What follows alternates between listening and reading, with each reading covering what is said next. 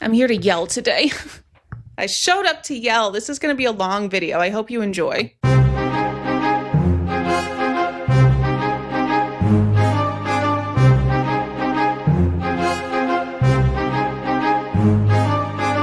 Hi, my name is Hannah. Welcome back to my channel, Hannah Needs to Yell. And today I need to yell about the cost of family vlogging, because there is a cost. And we are seeing it play out in unfortunate detail in Hulu's recent documentary called Devil in the Family, The Rise and Fall of Ruby Franke.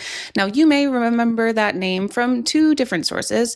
One could be her family vlog, 8 Passengers, which was huge on YouTube in the late 2010s to early 2020s. Starting in 2020, it became a little more infamous, but she and her husband and her 6 children portrayed a beautiful, idyllic LDS lifestyle in Utah for years, until all of a sudden a curtain was pulled back and it was realized exactly how toxic and harmful that life actually was behind the camera. This leads me to the other way that you might recognize the name Ruby Franke, because she and her cohort Jody Hildebrand were arrested for child harm in late August to early September of 2023, and they were sentenced in February of 2024 to 4 to 30 years in prison after pleading guilty to 4 counts each of child harm. I'm using a code word because we're very close to the beginning of the video. This has a lot to do with how the two of these women treated the children of Kevin and Ruby Franke. And here's the thing. I've sat down multiple times to try to do this video. It's very hard to segment, it's hard to get everything into one video. There are a million really good videos explaining exactly what went wrong in this family and what led to this place. I recommend the Mormon Stories podcast recent episode that they just did responding to the Hulu docuseries Devil in the Family. I also recommend Jordan and McKay's channel. They, throughout the years, have been covering the Franke family and in the moment detail things that they've seen on their channel that they were like, this is a red flag, this is a red flag, including many things before Jody Hildebrand entered the picture with her cult connections, which in my opinion and the opinion of many, opened the door for an already abuse-minded Ruby Franke to go full throttle carrying out that abusive action and mindset toward her children. That is the briefest overview I can give right now. I will give more details throughout this video as I go along regarding what's relevant to whatever we're talking about at the moment, but for just pure backstory, highly recommend Jordan and McKay, as well as the Mormon Stories podcast. Both of those perspectives are very important because the creators of both channels are former or current Mormons or LDS Latter-day Saints, and they can bring some insight from the belief set that inspires some, not all, some of the actions that Ruby took. The Jordan and McKay channel will focus more on the actions of what's portrayed on YouTube. The Mormon Stories podcast episodes covering this will focus more on the belief system as well as other victims of Jody Hildebrand and her cult connections. And there are some really important videos related on the Mormon Stories podcast if you want the most information. I will link both of those channels in my description, as well as recent videos that they have done on this topic as of the time of filming, which is Saturday, March 8th when I'm filming this. So if that's not what I'm talking about today, what exactly am I talking about? The cost of family vlogging. We all knew this day was coming, that the children of family vloggers would someday grow up and tell us what it was like to be the children of family vloggers and be on camera all the time. And while the Franke family situation is a little specific, it's also kind of not. There are 2 categories of costs that we're going to see discussed today in the various statements that were put out by the Franke children, 2 of whom are adults, Chad and Shari. They have grown up. Shari has chosen to kind of move forward from the internet and stay offline moving forward.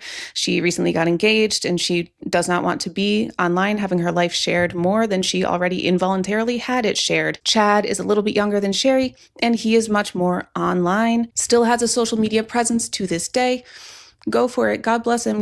He should reap the benefit of his reputation that his, devil in the family mother made for him. We also have 2 statements from Franke children who are still currently minors and who are in the care of the Utah Department of Children and Family Services because their mother is in prison and their father, Kevin, is questionable at best. And he's trying to get custody of those kids. We're probably going to talk about Kevin at some point in this video today. But as I said, we're going to see these Franke children talk about 2 categories of costs of family vlogging and their lives growing up as subjects of a family vlog, because they are the subjects. People were not tuning in to see Ruby. They were tuning in to see the kids. That's how family vlogs work. If there was no children, if there was no family, it would just be a vlog. And I don't think Ruby's that interesting to just have a vlog about herself get as popular as it did. So the first category of costs that the children are going to talk about in their statements is the complete lack of privacy, the lack of control, the lack of agency over their lives, their lack of consent, all the things that the haters, the commentators online have been talking about for years, about this is maybe why you should not do family vlogs, are discussed in their statements. The second category of costs that are related to this specific family,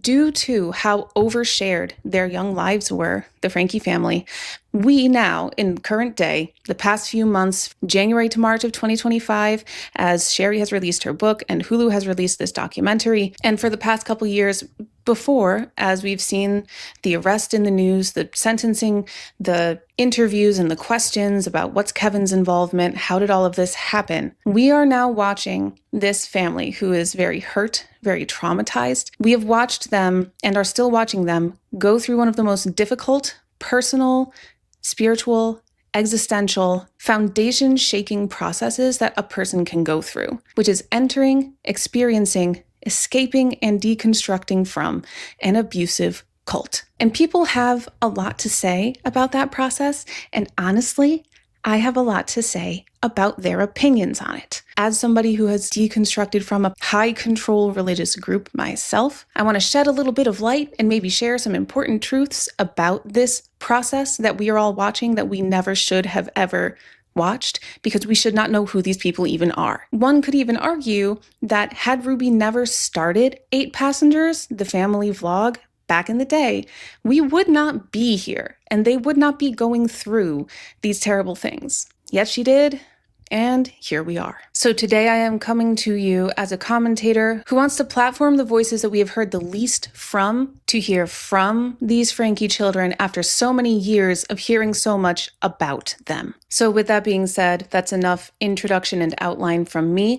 Let's get into hearing the statements of the Franke children. And we're going to start with the minor Franke children who were able to speak out recently via a Utah legislative hearing, which I know that you're not going to watch. I'm not going to watch the whole thing. So I'm going to put their statements here in this video. Let's take a look. On February 18th of 2025, the Utah legislature held a hearing on a bill that would essentially create a Coogan law like what exists in California regarding child actors in Hollywood, except that this one would relate to the children of influencers, especially those who are featured heavily. The Salt Lake Tribune posted this article about it, which was updated on February 24th most recently. HB 322 passed the Utah House on a vote of 57-12. It now goes to the Senate.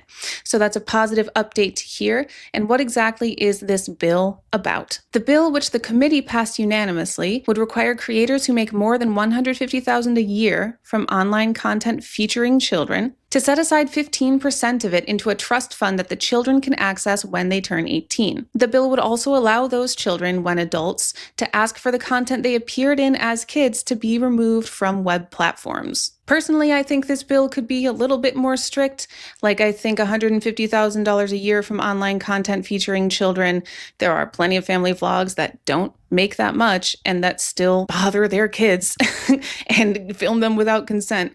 I think it should be any amount that's made from online content featuring children should have some portion of the money set aside into a trust fund. Speaking of which, 15%, is a low amount to set aside into a trust fund for children who's the main draw of the content that's being created about them. Honestly, I'd love to see 50%. I know that there's costs that go into a YouTube channel. So I know you got to cover those costs and you got to pay your bills. And, if it's a successful enough channel, mom and dad can have a salary and they're putting in the work, they're editing, whatever. But I think a solid 40 or 50% should be set aside to the children who are the talent, who are the main draw of these videos. Let me know what you think is the proper percentage in the comments below. But that being said, this is a step forward for the state of Utah. I don't want to make perfect the enemy of good here. It's better than nothing. And I'm certainly happy to see that this has passed the Utah House with a pretty strong majority. Utah is the home of a lot of family content because for reasons that are really thoroughly and enlighteningly gone into in the Mormon Stories podcast about the Devil in the Family series, Mormons or the Church of Jesus Christ of Latter-day Saints members have incentive from a spiritual standpoint to share their faith and specifically have been instructed to share their faith online on social media. So there are a large number of family vloggers in Utah specifically. So this is a great place for this bill to be passed. I'm very curious to see if its passing will cause an exodus of those Latter-day Saints families going somewhere else where they don't have to share their money with their kids. We're going to see. But this was a bill that was associated with and influenced by Kevin Franke, the husband of Ruby Franke, who now regrets letting his kids go online and wishes that he had never let his now ex-wife Ruby put their children's lives online. To which I say, you were there, you were part of it. Maybe you should be saying that you also participated in putting their lives online because you participated in the videos and the video production, but I digress. Anyway, at the legislative hearing about this bill, Kevin Franke showed up. You see him in his suit and tie there in that picture that I just showed, and he read statements from two of his minor children who had some thoughts about their lives growing up as children on a family vlog. After we hear from these two children, we're going to hear from Shari Franke and from Chad Franke. But these two children, I feel like we have heard so little from that I'd really like to start with giving them a voice. This is a video from Sidebar with Jesse Weber on the Law and Crime channel. Law and Crime, please don't strike my channel and my video because I'm providing commentary and nobody would confuse this footage with footage on your channel. Thank you. Let's take a listen to what the Franke kids have to say. I have 3 statements to read. One is my own, and 2 are statements that were prepared and written by 2 of my minor children at their request. And I'll be honest with you, I'm not entirely interested in Kevin's statement. We will talk about Kevin separately. We'll be reading them verbatim to you. I'd like to also clarify that these statements went through the process of approval in the juvenile court, and the judge agreed that these statements could and should be read to this committee.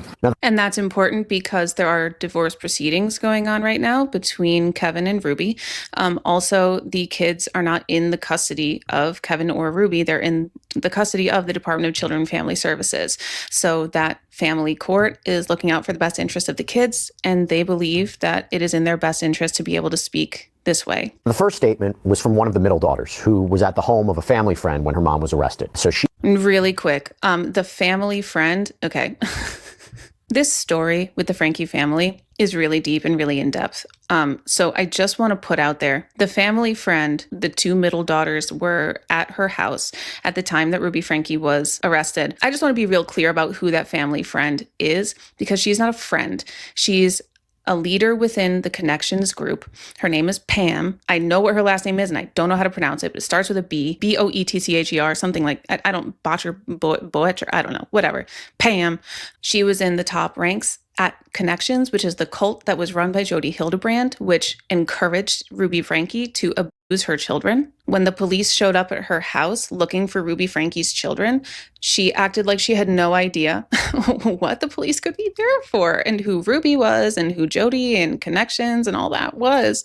But currently, she is allegedly, according to whispers and reports, she is still leading Connections while Jody and Ruby are in prison, basically for the teachings of Connections. Pam is not just some family friend. It is known who she is. I think that she needs a little more highlighting and a little bit more investigation in this regard.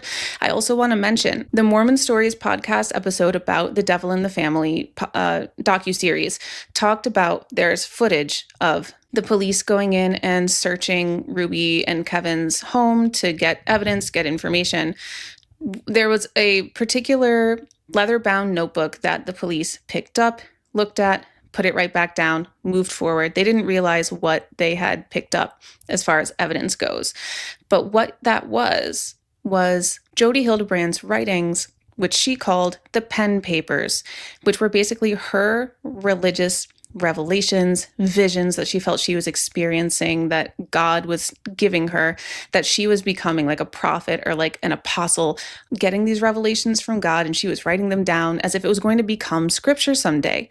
So you see this footage of the police picking up this notebook, not knowing what it really was, like the significance of it, putting it back down, moving forward with an evidence search. And I believe, based on how the Mormon Stories podcast described it, that there is also footage of Pam coming behind afterward, picking up the pen papers notebook and taking it.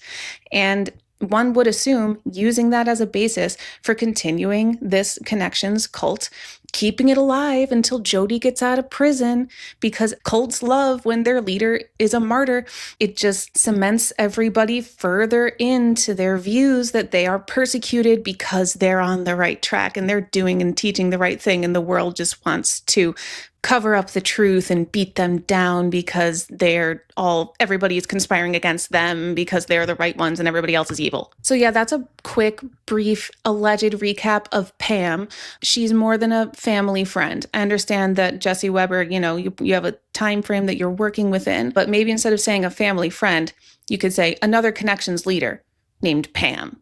Yeah, I don't know. Just, if you only have two words, those would be the words that I would use. Connections leader, not family friend. Anyway, all right, we're going to keep going. She would have been around 5 or 6 years old when Ruby thrust her and the rest of the family into the internet spotlight. First, a statement by my daughter, Franke, age 16, on her behalf. This bill should be passed, smiley face. Had it been in place when my family was doing YouTube, my mom would not have been able to withdraw all of my savings I had from doing YouTube. This bill will prevent other kids from having to go through the pain of realizing that the compensation for years' worth of time and effort is suddenly gone. Another thing this bill... That's some credit that I will give Ruby and Kevin, is apparently they had some money that they had set aside for the kids, and maybe they had paid it to them as an allowance or something. What I have also heard from Sherry Franke's book, as well as other commentary on this whole situation, especially after the Devil in the Family docuseries came out, was that money given to the kids was transactional. Like, if you participate in this video, I'll give you $50, that kind of thing. So kind of payment for their work, kind of bribing, whatever you want to call it. Another thing this bill would do that should have been done a long time ago is give adults over the age of 18 the right to have monetized images and videos of themselves taken off social media platforms from when they were kids. And to be honest with you, I love that part of this bill. I didn't even think of that when I have mused in the past about how do we legislate about this. I think that's a really, really great part of this law. As kids, you don't realize what you're subjected to. Really, you're selling your life, your privacy, your body, and stories to the entire world. And as a child, you're involuntarily giving up all of that. You're selling your childhood. I have to wonder how Kevin Franke feels reading this statement from his daughter, who he participated in the selling of online. What poignant words from this 16-year-old girl, selling your body, selling your childhood. That's so impactful, and he's just reading it. Though there is no amount of money that can make up for that loss, the least that can be done now is making sure the child is getting paid for her work and has the right to remove it and walk away if she wants to. So I'm going to skip this bit with the commentary from the doctor to the next statement, which is from the youngest Franke daughter, who is one of the 2 children that the police rescued from the home of Jodi Hildebrand. Basically, she was one of the 2 children who were the reason that Jodi and Ruby were arrested because of the terrible, emaciated, injured, obviously abused condition that these 2 little children were in. She was 9 at the time that Ruby was arrested. 9. The next statement I'd like to read is from my daughter, Franke. Is 11 years old, on her behalf. As you may know, my name is and I would like to share my ideas about this new proposed law. I think these new rules will keep the children of Utah more safe because I know more about the horrible situation that a lot of kids are in right now more than anyone. When I was on YouTube, I thought nothing was wrong. I felt, quote unquote, happy, but I really wasn't. When I started getting older, I realized the YouTube channel had ruined my childhood. Let me just say right off the bat, I love this 11-year-old. I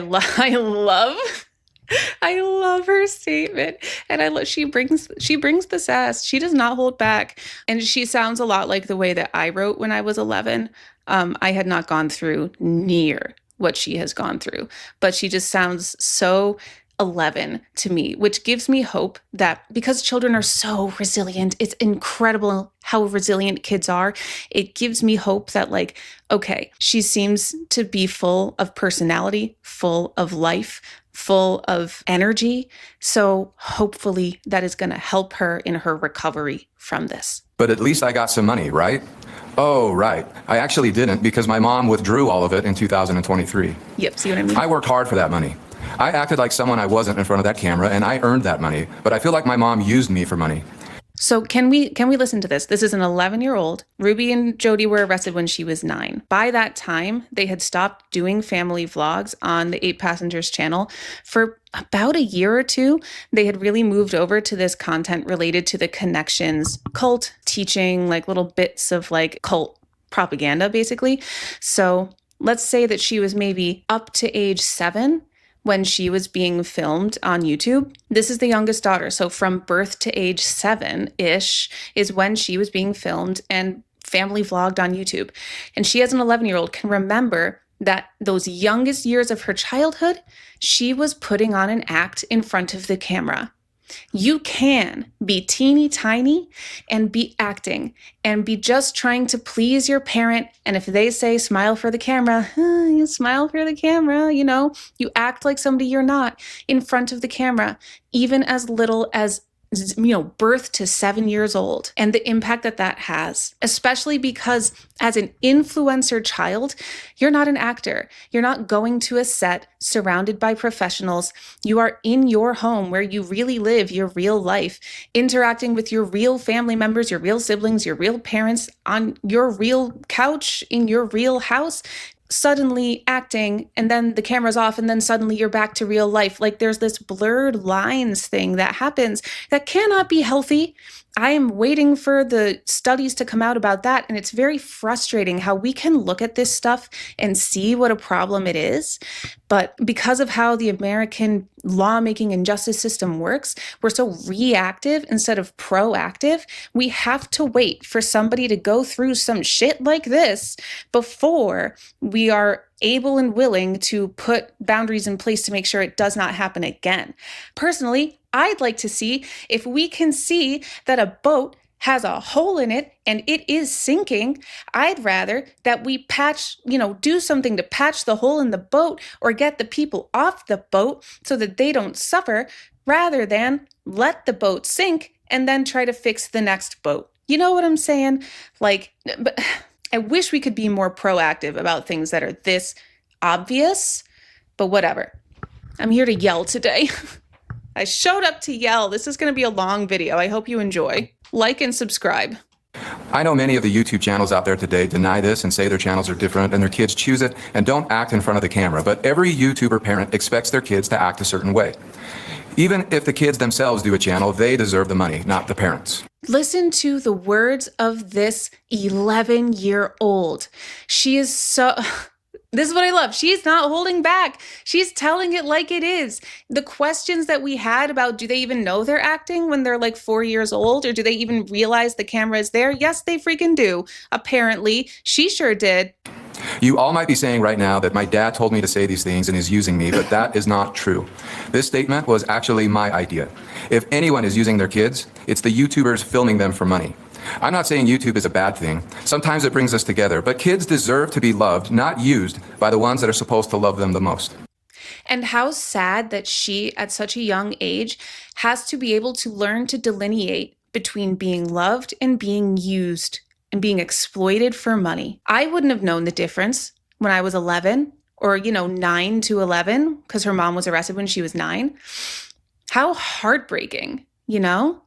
I know I am stuck with the trauma of YouTube, but for some kids, it's not too. I didn't know the word trauma when I was 11, you know? Like what these kids have gone through. And of course, she's, again, in a very specific circumstance because of the physical abuse that she endured as a result of Ruby being set free by the Connections cult. But also, she's not even talking about that right now. She's not talking about physical punishment and going out in the hot sun in Utah and doing physical labor and all of that. She's talking about family vlogging here. She's keeping that delineated. So we need to respect that and do that as well. I know I am stuck with the trauma of YouTube, but for some kids, it's not too late. Even now, I can barely make friends because my whole life I was the center of the attention. But now, without even realizing it, I seek attention from others or I feel like they don't like me. When those people think I'm mean, then those people think I'm mean. It certainly seems that she's in therapy if she's talking about herself in this way, where she has these reflections on her own thought process and behaviors. I hope that she's in therapy. That's how it seems.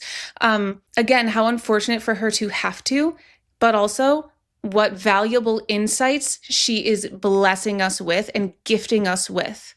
It just sucks that some kids and some families have to be sacrificed before other people will realize, oh, we shouldn't do that. Even though, again, commentators have been saying this shit for years for a reason. Whatever.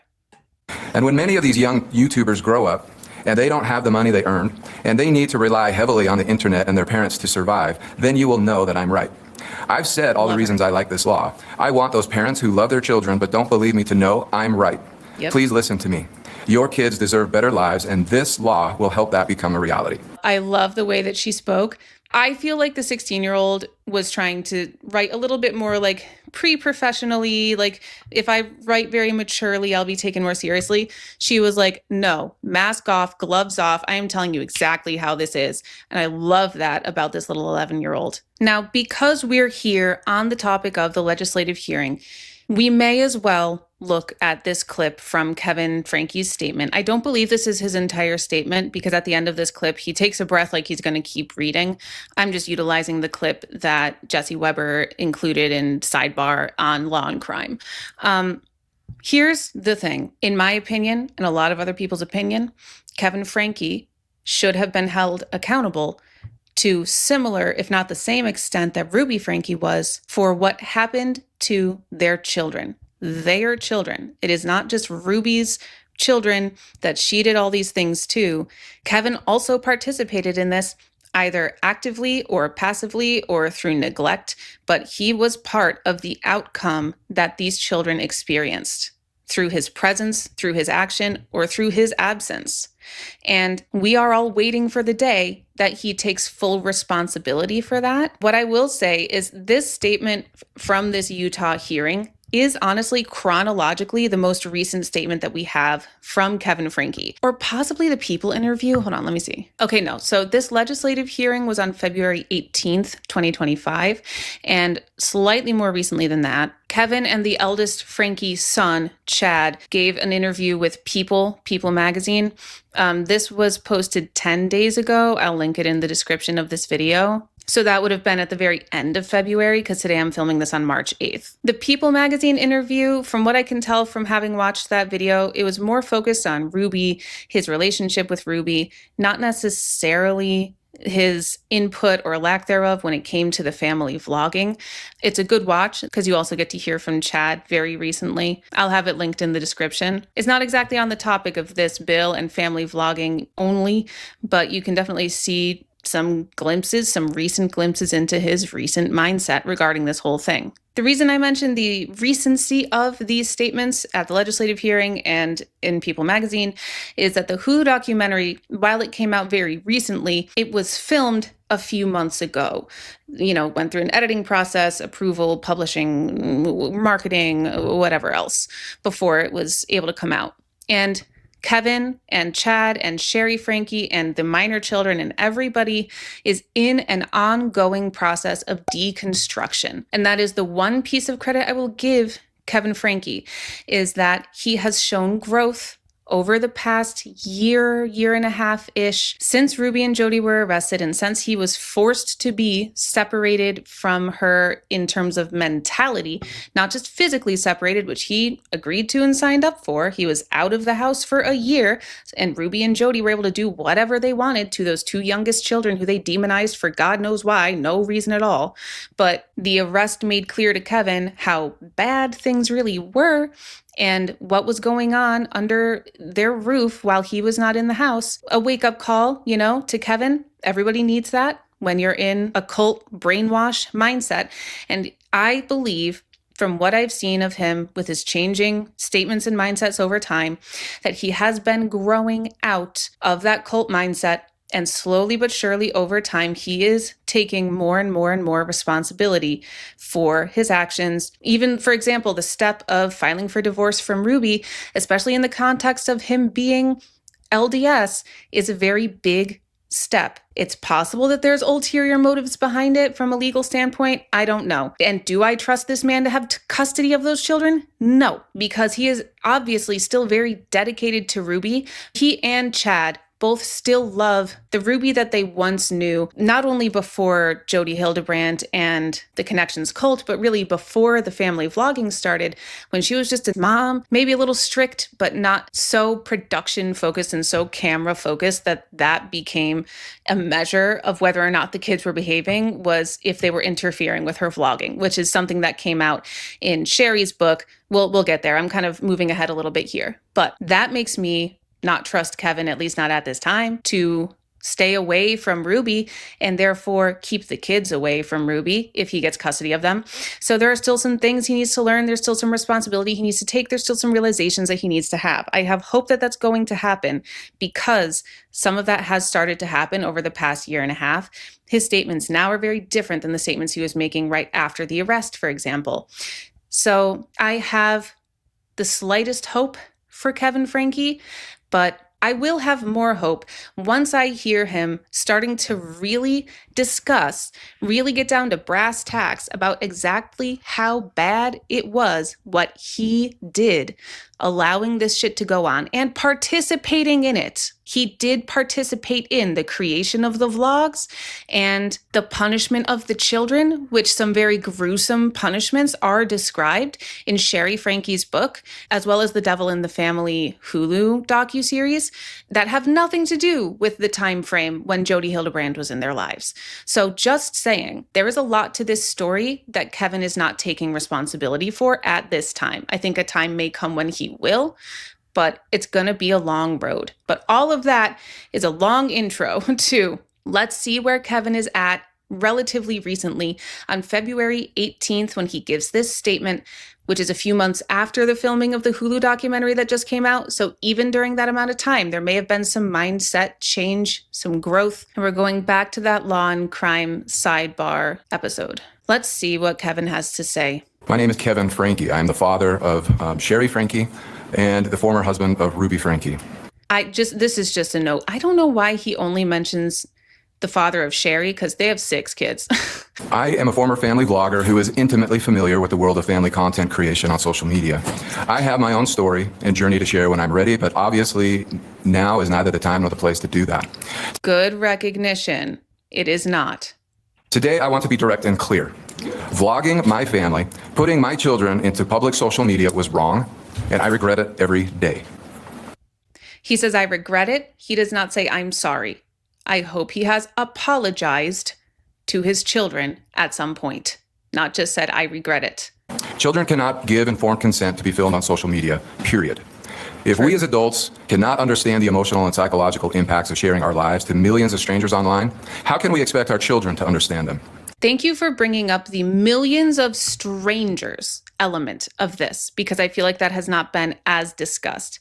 You kind of feel in a way like you're in this bubble when you have a channel and it's just your audience, your people that know you. But those are just so many people you have never met and have never interacted with. Plenty who don't comment even, they don't comment on your videos. They just watch your stuff and enjoy it and move on with their lives. They're watching your life or your opinions or whatever content you're making, and you have no idea who they are. I'm glad he's acknowledging that. Few, if any, legal protections currently exist for those children, and I believe it's time to change that. I support Representative Owens's bill, and I believe it to be a great first step towards protecting child influencers here in the state of Utah. Good. And there is much more to do in the future. Yes. See, the way that it kind of cut off there, it did seem like he had more to say, but that's the only clip that's included in here. And I think that's the main focus, like the most important part when it comes to this conversation. So those were the statements of the youngest Franke children who have spoken out, who are still minors, and who spoke out through the vehicle of this Utah legislative hearing that has apparently made some big steps toward putting legislation in place to protect the children of family vloggers, giving them some sort of financial recourse and some sort of rights to be able to ask for / demand the removal of content that they're featured in as minors. And thankfully, thanks to Reddit, the 8-Passenger Snark subreddit, which, by the way, is a huge part of the story of how Ruby Franke came to justice, Ruby and Jody Hildebrand. People don't like Reddit. I know that Shari has mixed feelings about it, and I get it, but I'm just saying, we're on the kids' side. We're on the side of the kids' best interests. But anyway, thank you to the 8-Passenger Snark Reddit for sharing Shari Franke's post that this bill passed both houses of the Utah legislature, both the House and the Senate. Shari posted saying, "Just got out of the temple and found out my child influencer bill passed both houses and now the governor just needs to sign it. I feel such a calling and duty to help children who went through what I did, and I really feel God is helping me." So that's the final step now. The governor just needs to sign it. This is a really beautiful thing to see happening. And she calls it her child influencer bill. So that explains why Kevin may have singled out Shari Franke before. I think that Shari Franke was a big influence on this bill, co-sponsor, co-writer, something like that. As you can tell, I have not deep dived this as fully as I could have because I have 2 jobs and I have no time. But thank you to Context Clues, and remember, everything I'm talking about in this video is my allegations and opinions and speculations anyways. So, we're just chatting. So I'm super happy to see that. That's really, really fantastic. And this is also a great segue into a discussion of the statements of Shari and Chad Franke, the 2 adult children of Ruby and Kevin, who are now out living their lives as adults, and their thoughts on everything. So over the past few months, we have started hearing a lot from Shari Franke, the eldest Franke child, who is also the eldest daughter, and Chad Franke, the second eldest Franke child, who is the eldest son as well. They're both in their young 20s, and Shari Franke recently wrote a book, a memoir, autobiography, if you will, called The House of My Mother, where, with the help of a co-writer, she describes her experience growing up as Ruby Franke's child, what it was like before, during, and after Jody Hildebrand. And I highly recommend that you pick up this book, whether you're doing it to support Shari or whether you're doing it to learn the truth about what was going on in this family, whatever your reason is. It is enlightening, to say the least. There is an audiobook version of it for those who, like me, struggle to sit still and read things for a long time. My eyes hate doing that. Shari shares a lot of insights that we would never have known without her writing this book. The way that Ruby behaves in general, especially toward her children, the perfectionism, the high demands on her children for that perfectionism. Shari feeling since she was 5 years old that mom didn't like her, just as a foundation laid over their relationship, for example, as well as describing their life pre-family vlog, during family vlog, during the Connections era, Ruby's relationship with Jody. And she paints this picture of Ruby being this very approval-seeking, not necessarily attention-seeking, but affirmation-seeking woman who also kind of seems to show narcissistic traits, which I think is very interesting as 2 cohabitating parts of her personality. Because Shari Franke has made the conscious choice to remove herself, for the most part, from social media, other than the activism work that she's doing on behalf of influencer children, this book really is the best, most thorough, in-depth description we can get of the kids' childhood growing up. And yes, it's from Shari's perspective, but she does a good job of describing a timeline that encompasses all of the kids and their experiences. Basically, and unfortunately, and ironically, and whatever you want to call it, Shari confirms for us what we all thought we were seeing on YouTube and the dynamic that we thought we were seeing played out in the Franke family household. She describes Ruby being abusive from the start and Kevin standing by and allowing that. And the Mormon Stories podcast does talk about that and describes that that is a common, if not expected, dynamic in Mormon or LDS households, that the man should stand back and allow the woman to rule the roost and take care of the kids. And the man is more of a kind of quiet supporter of what she wants to do. I don't think that that's a great idea. I think that it should be a balanced thing.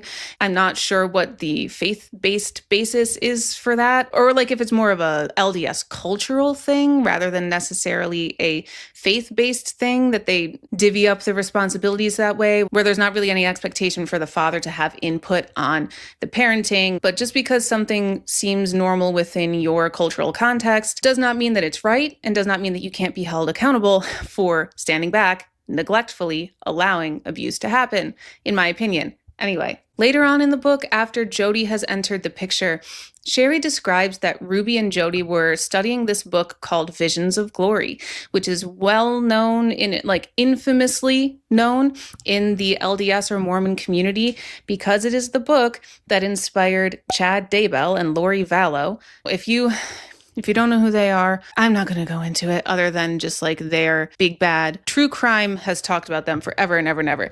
But they are another LDS couple and have committed violent crimes, including unaliving their children. And based on the teachings that were found in this book called Visions of Glory. And people who were in the know about this book, about Chad Daybell and Lori Vallow, about the teachings of connections, the teachings of this book, people have been drawing parallels for years. People have been saying, Jody really looks like she's going in the direction of these child killers.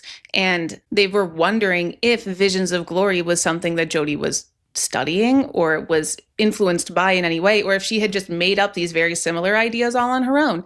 And turns out she was giving credibility to Visions of Glory and studying it and having Ruby study it. And that's real disturbing to hear when you think about the condition in which Ruby's children were found.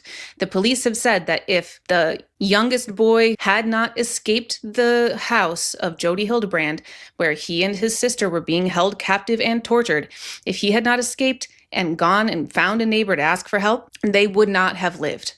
They would have lost their lives in the care of Ruby and Jody, because of how they were being treated. So the speculation was right that she was kind of on that track, but it's just, again, unfortunate, ironic, enlightening, grievous to hear confirmed from Shari what we have all been kind of speculating about online. And there's so much more that Shari's book discusses. I recommend that you get it, read it, or listen to the audiobook, or even listen to a more in-depth review of this book.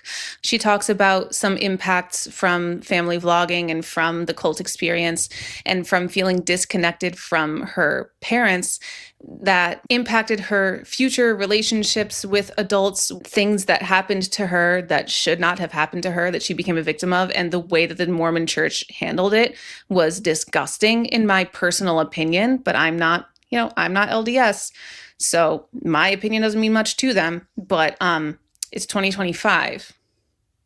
Anyway, and one of the things that is particularly noteworthy about Shari's book is the way that she describes Kevin Franke, her father, not only throughout the book, but also describing their relationship after the arrest of Ruby and Jody.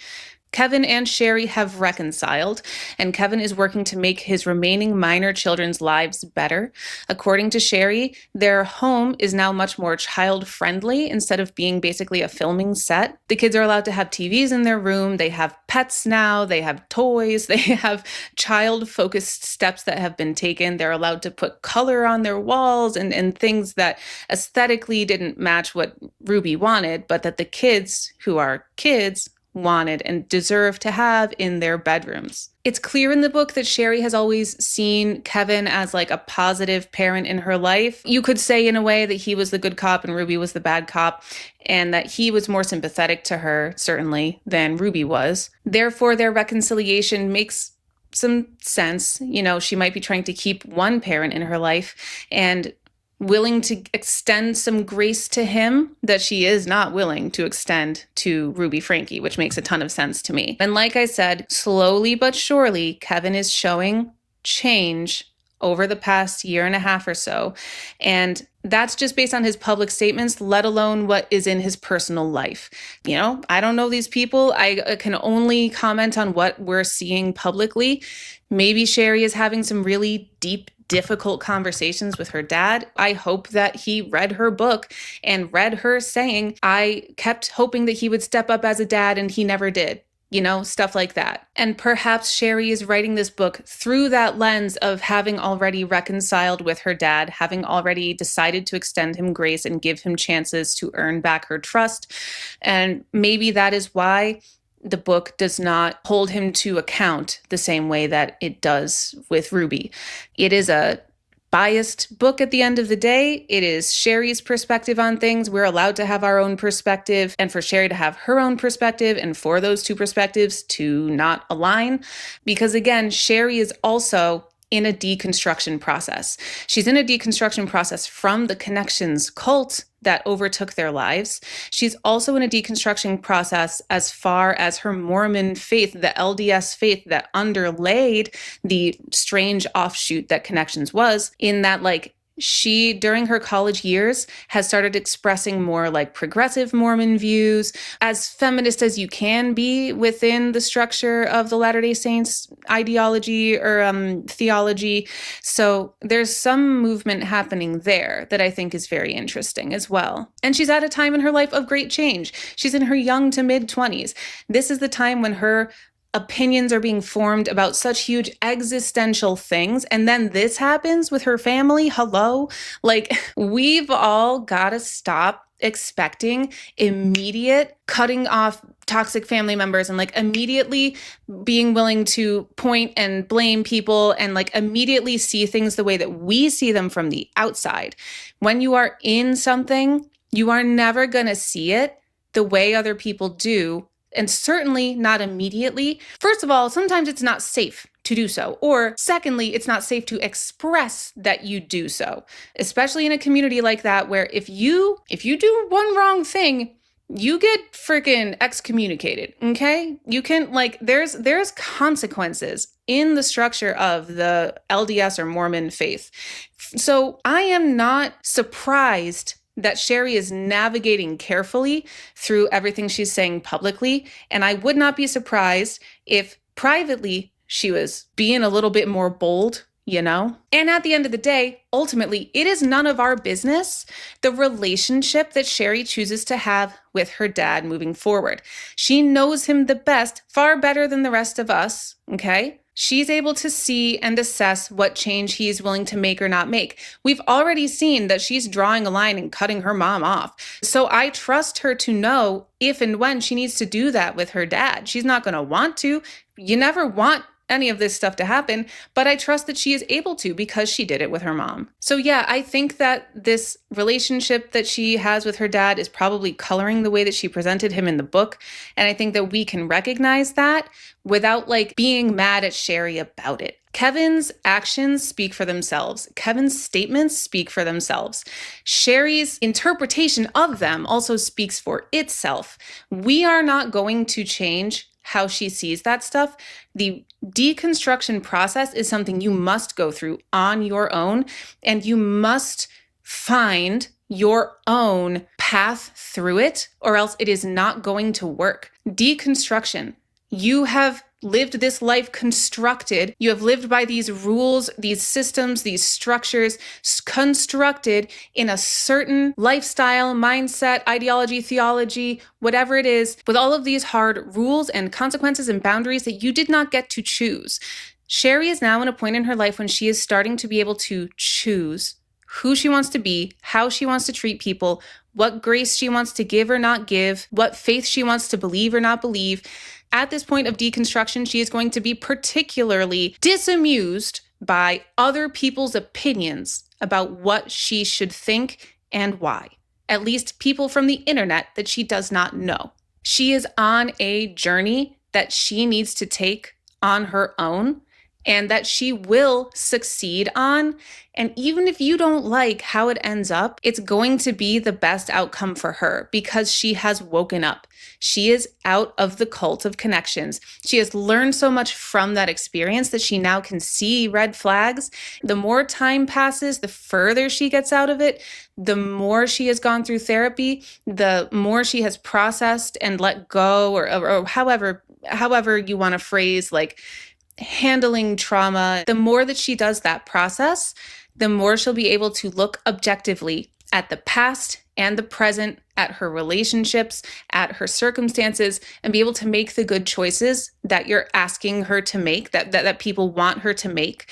It is not going to be immediate. It cannot be immediate. It would be unhealthy if it was immediate. And I think we all need to back the fuck off of Shari Franke and Chad Franke, by the way. So let me get to what Chad has been saying, because Shari Franke was not super heavily featured in the Hulu docuseries. I think because she had just put out her book, the Hulu docuseries was more focused on Kevin and Chad telling their stories. So we certainly do hear more from Chad. And we hear that Chad has this conflict. He's a little bit younger than Shari as well, by the way. Let's keep in mind he's younger 20s. Shari is approaching like mid 20s, but they're both young. They're in their young 20s, whatever. But he's just a couple of years younger than her even. And they're both still having their brains developed, by the way. The prefrontal cortex with critical thinking is so stifled by their years in not only a high control religious group, LDS, Mormon, whatever you want to call it, and then an even more high control cult based on that during their most formative years. And now, as young adults, they're finally for the first time realizing, oh, wait, I have agency over my life. Oh, wait, I can think my own thoughts. Like, they're going through a late adolescence. This is what I experienced. They're going through the thoughts and realizations that they should have had in their teens, that they weren't allowed to have in their teens. They're having them now as young adults in their college age era. We need to give them space for that and not criticize them.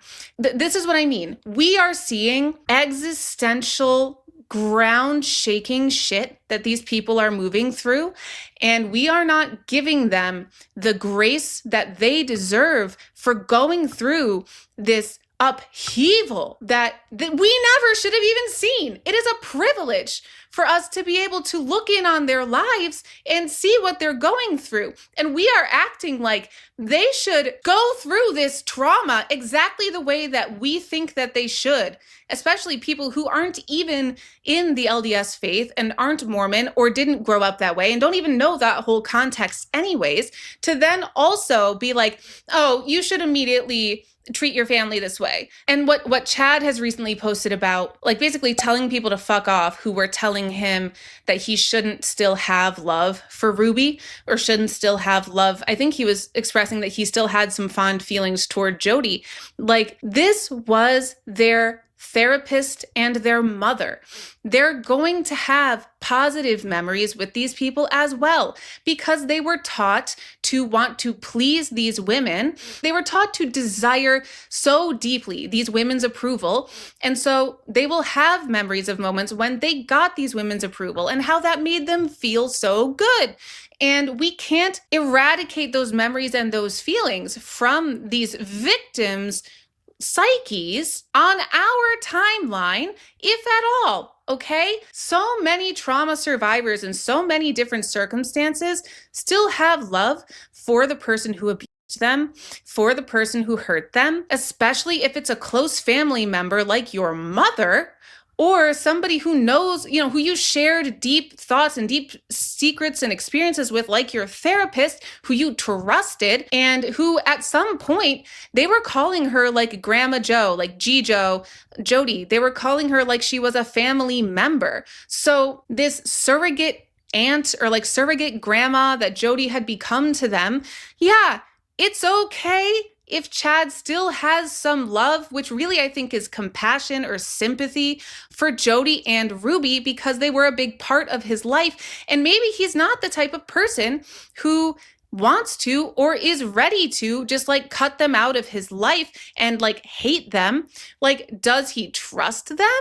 I don't think he trusts them. I think that's different than loving them. And I also think that what he loves is a version of Ruby and Jody that he knows does not really exist. Like, he has fond memories of good times.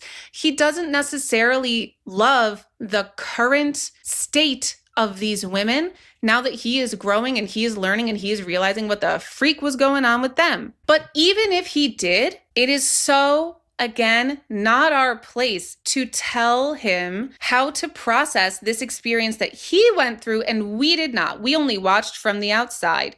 I will say, our watching from the outside made a huge difference in getting those kids out of that situation. I will never downplay the impact of the audience and like the 8 Passengers Snark subreddit when it comes to eventually getting those kids safe and getting them out of Ruby and Jody's care, because there were many repeated calls to law enforcement about what people were seeing in videos.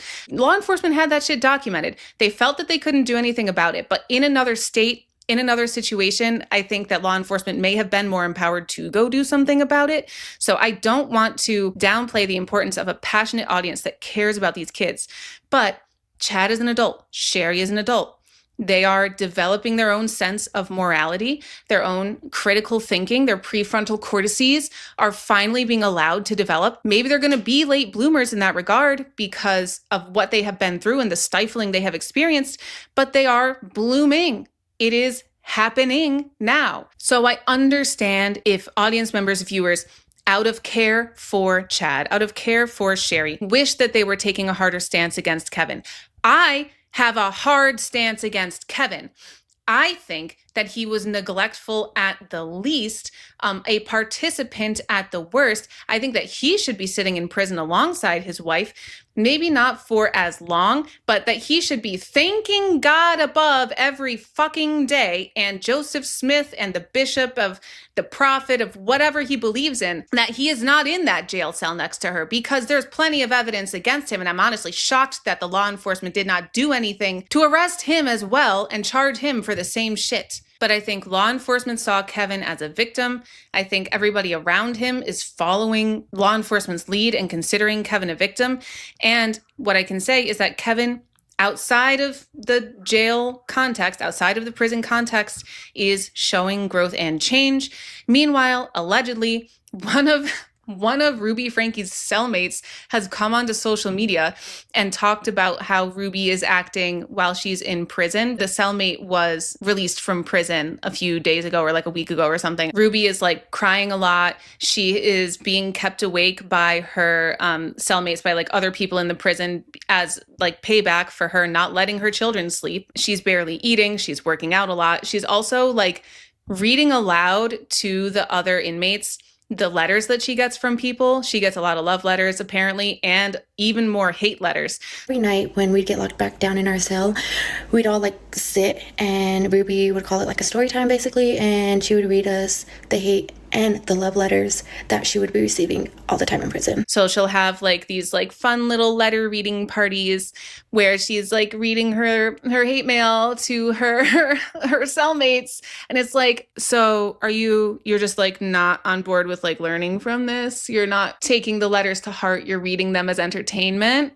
So perhaps it is a situation where Kevin was not going to be able to learn, grow, change in the prison context, or he would be just as able to learn, grow, change in the prison context as outside of prison, where he can be trying to fight to take care of his children, fight for this legislation, be able to do something productive toward the goal of nobody else having to go through what he put his kids through. I just wish he would acknowledge the fact that he also put his kids through this shit, meaning both the family vlogging side of things and the deconstruction side of things, because he participated in the Connections cult. He ate it up. He believed it, hook, line, and sinker, to the extent that he allowed Jody and Ruby to invite him to leave his home and also take his son, Chad, out of the home because Ruby and Jody said so. That was like basically it. They just like told him that he was a bad influence.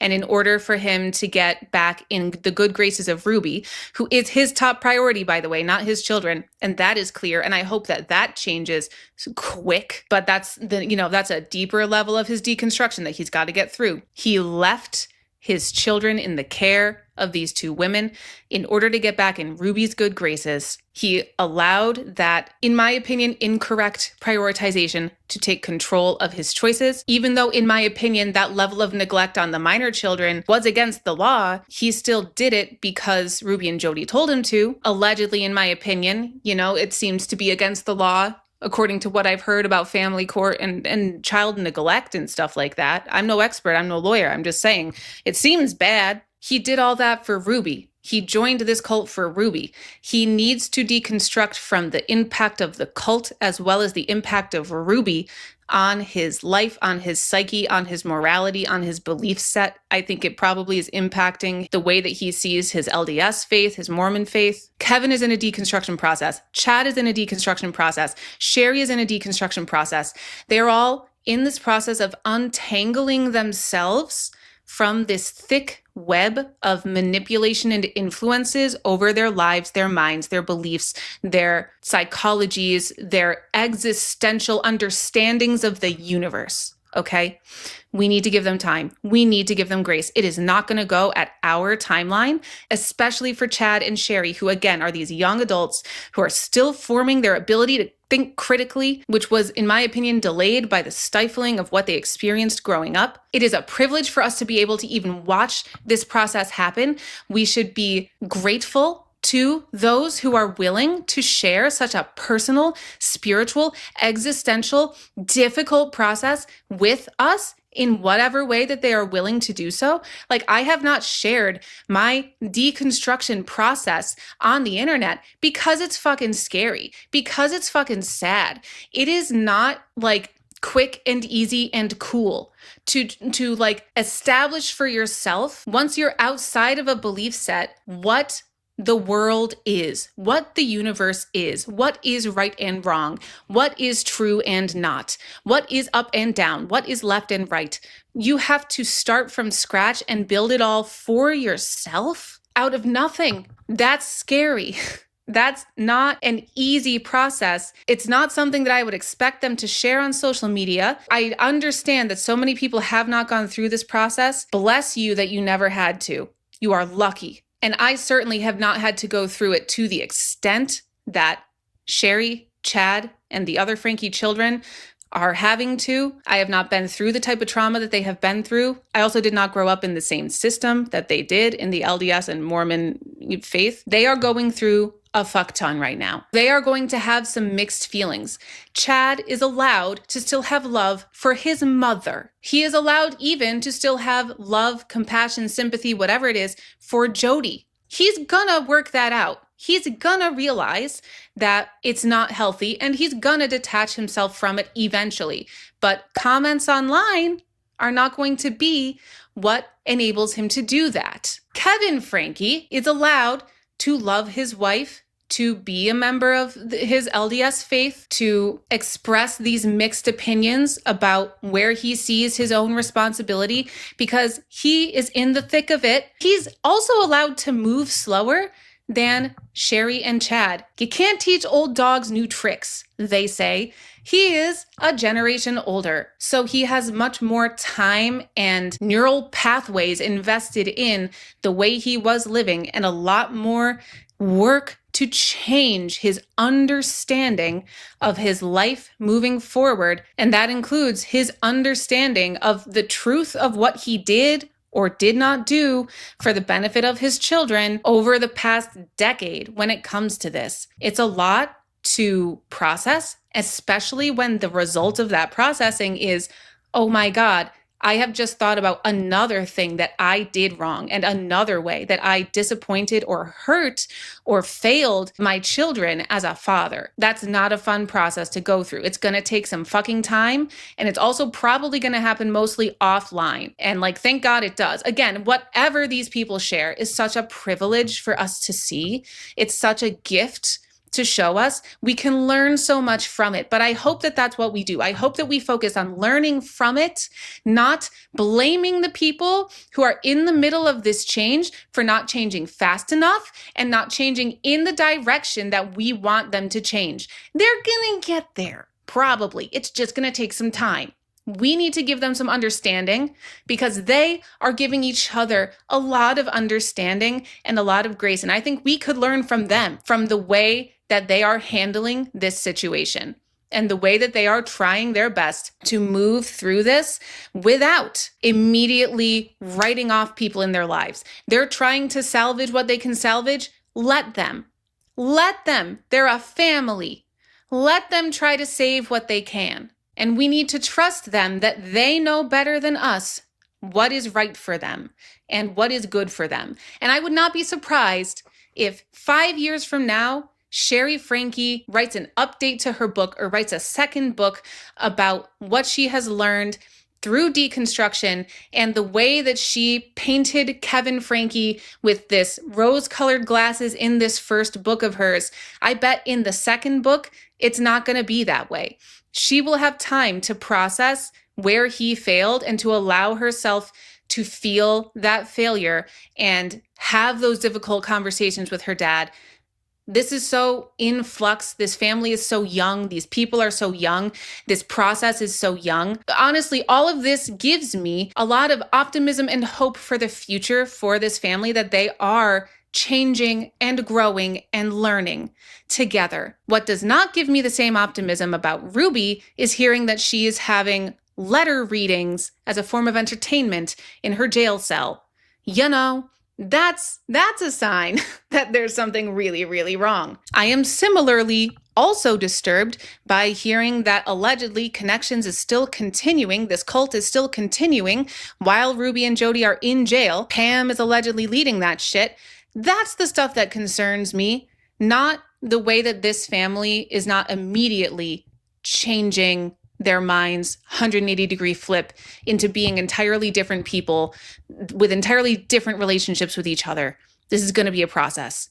Let it be a process. It is not up to us what the process is, how long it takes, or how it goes. And again, it is a gift for them to share it with us at all. And we need to respect that gift. I'm pissed about this, apparently. Jesus, I was not expecting to rant about this in this way because I am mad at Kevin Franke. I am not mad at Shari and Chad. I am mad at Kevin Franke for abandoning those little kids in the care of Ruby and Jody. And I hope that he sits with that in the mirror, because he's not going to sit with it in a prison cell. That lucky boy. I hope he understands how fortunate he is that he somehow was given grace by the law enforcement in his community. I don't know why that decision was made, but I hope that he takes it as the opportunity that it is to sit and reflect on that as hard as he can, as long as he can, and changes for the better. And like I said, I do have some optimism that that change is happening because he has been outspoken about this case. We can see differences in his statements from a year and a half ago when this first happened up until now. There has been growth, there has been change. We can keep our eye on his progress and hope that it continues. You know what I mean?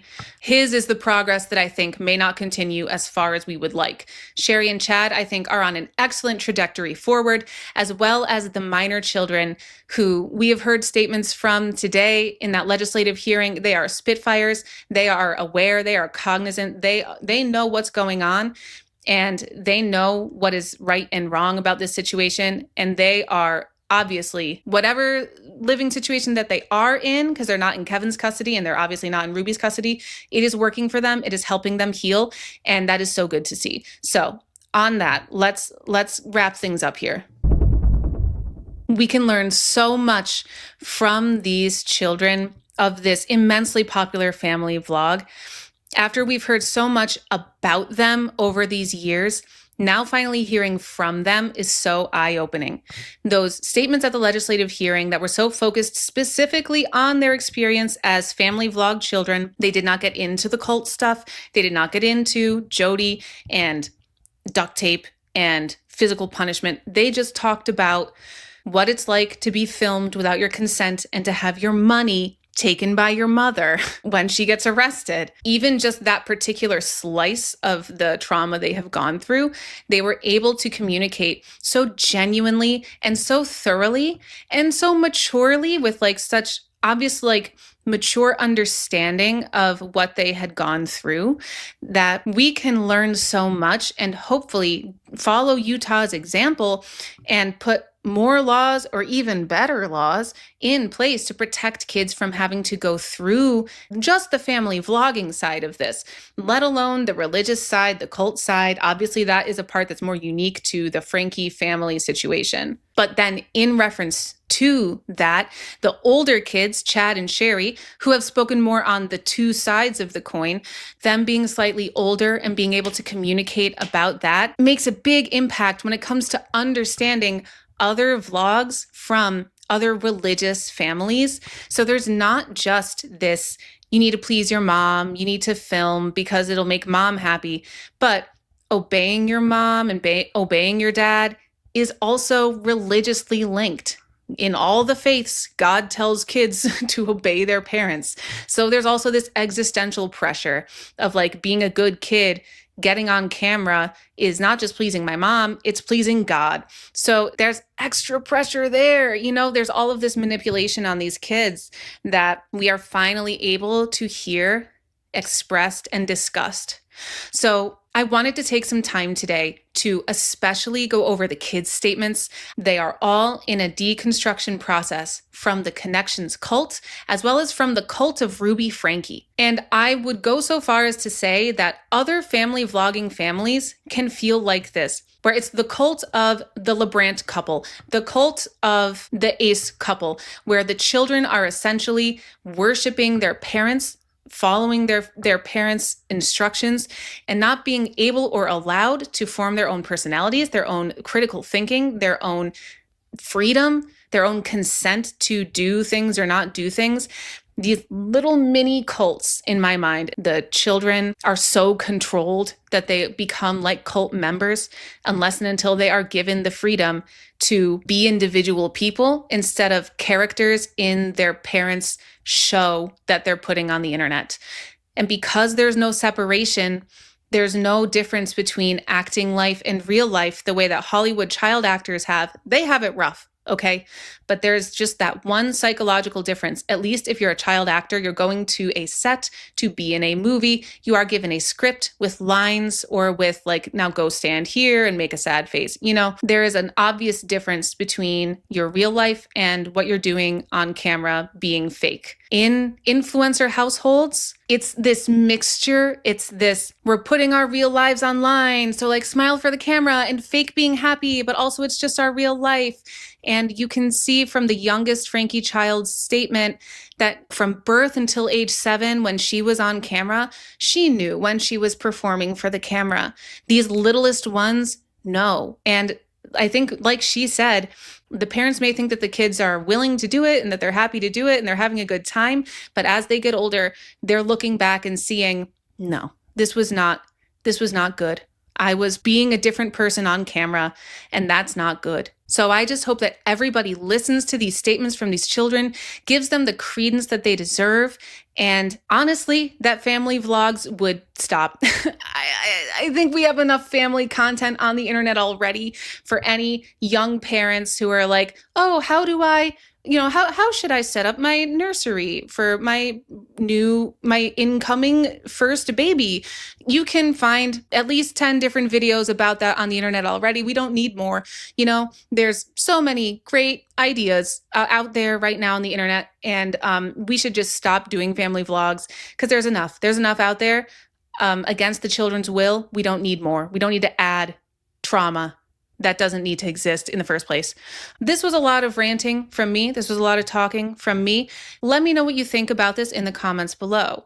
Let me know what you think about my thoughts. Let me know what you think about what the kids have to say. Thank you so much for watching this video. If you've watched it all the way to the end here, please do me a favor, like this video, subscribe to my channel, set your notifications to all because I upload kind of sporadically. My life has been crazy. I never know when is going to be my next opportunity to make a YouTube video. I ask about the notifications being on because I don't even know when I'm putting a video up next. So you're going to need the notifications if you want to see more from me. And I think that's it from me today. Thank you for watching this video. Parasocially, I love you. I hope you have a great day, week, month, year. Peace be with you always. Goodbye.